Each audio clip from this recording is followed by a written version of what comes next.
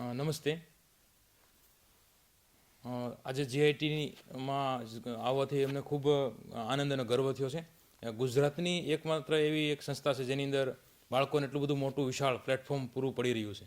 તો આ પ્લેટફોર્મનો આપણે ઉનાળામાં ઉપયોગ કરવાનો હોય છે. હું પણ શિક્ષક છું, તો બાળકોને ઉનાળામાં ઘણા બધા પ્રેરિત આ રીતે કરી શકાય વેકેશનમાં. અને એ જ સંદર્ભની અંદર મારી સેરેબલ પાલ્સી બેબી છે હેત્વી ખીમસુરિયા, કે જેમને ગયા ઉનાળામાં આ ગ્રીષ્મોત્સવની અંદર ભાગ લેવડાવ્યો હતો, જેની અંદર પ્રકૃતિ ચિત્ર અને દિયા ડેકોરેશન એ બે પ્રવૃત્તિઓ અમે અપલોડ કરેલી અને જીઆઈટીમાં એ પસંદ પણ થયેલી. જેમાં દિયા ડેકોરેશન આજે લાઈવ કરવાનું છે, એ બાબતે આજે અમે આવ્યા છીએ. તો આજે ડાયરેક્ટર સાહેબના હાથે હેત્વીને ઇનામ, જે એમાં વિજેતા થઈ છે, તો એમને ઇનામ આપવામાં આવ્યું છે, ટ્રોફી અને પ્રમાણપત્ર. બેઝિકલી સેરેબલ પાલ્સી બાળકો જીઆઈટીની અંદર ભાગ નથી લીધો અત્યાર સુધી, તો પ્રથમ બાળકી તરીકે મને એવું લાગે છે કે એક દિવ્યાંગ મનોદિવ્યાંગ બાળકીએ ભાગ લીધો છે. હેત્વીની જો વાત કરું તો એ પેઇન્ટિંગની અંદર 35 જેટલા મેડલો પ્રાપ્ત કરી ચૂકી છે.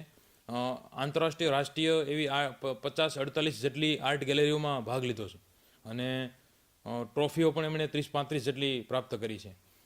હાલમાં જ પ્રધાનમંત્રી રાષ્ટ્રીય બાલ પુરસ્કારની અંદર દ્રૌપદી મુર્મુજીના હસ્તે 22 જાન્યુઆરીએ નેશનલ એવોર્ડ મળ્યો એમને, પ્રધાનમંત્રી રાષ્ટ્રીય બાલ પુરસ્કાર, જે ગુજરાત સરકાર ને આપણા માનનીય વડાપ્રધાન નરેન્દ્રભાઈ મોદીએ આ પ્રધાનમંત્રી રાષ્ટ્રીય બાલ પુરસ્કાર યોજના જે છે એ બાળકોને પ્રોત્સાહિત કરવા અને બાળકોને ઉત્સાહથી પોતાને એક ક્ષેત્રની અંદર કોઈ એક ક્ષેત્ર પસંદ કરી અને એમાં એમને એક રાષ્ટ્રીય નેશનલ એવોર્ડ મળતો હોય છે. તો હેત્વીને કલા અને સંસ્કૃતિમાં આ એવોર્ડ આપવામાં આવ્યો હતો, જે દિલ્હીમાં બોલાવવામાં આવ્યા હતા અને ત્યાં એમનું સન્માન કરવામાં આવ્યું હતું. તો હેત્વી એ બેઝિકલી સેરેબલ પાલ્સી બાળકી છે. તો આવા ઘણા બધા ગુજરાતના બાળકો છે, ઘણા બધા દેશ અને દુનિયાના બાળકો છે. તો તમે એને કલા તરફ કોઈ પણ ક્ષેત્રમાં રમત તરફ કંઈક લઈ જાઓ છો, તો શું થાય છે, તો કે એની જે રોગ છે એની પર થોડોક મહદઅંશે ભૂલાય, મતલબ કે જે ખેંચ આવે છે, તો એ પણ એમાં એને થોડીક રાહત થાય છે, કારણ કે એક કલા તરફ જાય છે, એક રમત તરફ જાય છે.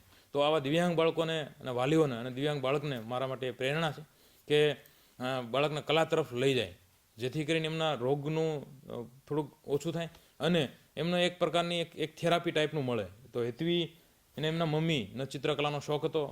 હું પણ એને પઝલ્સની અંદર એ પ્રવૃત્તિઓ કરાવું છું. તો એમણે 4 રેકોર્ડ કર્યા છે: Gujarat book of record, India book of record, international બ્રેવો world record અને લંડન બુક ઓફ રેકોર્ડ. તો આ એમને 100 પઝલ લાઈવ સોલ્વ કરી અને રેકોર્ડ બનાવ્યા. ચિત્રો દ્વારા મેક્સિમમ પ્રમાણપત્રો પ્રાપ્ત કરી અને એમણે ઇન્ડિયા બુક ઓફ રેકોર્ડ કરેલું. તો ચાલી શકતી નથી, બોલી શકતી નથી, પરંતુ કલાના ક્ષેત્રમાં અહીં સુધી પહોંચાડી. તો આજે જીઆઈટીમાં એમનું સન્માન કરવામાં આવ્યું છે. તો હું ગુજરાત શૈક્ષણિક ટેકનોલોજી ભવનનો બધા ટીમનો ખૂબ ખૂબ આભાર માનું છું. થેન્ક યુ, ધન્યવાદ.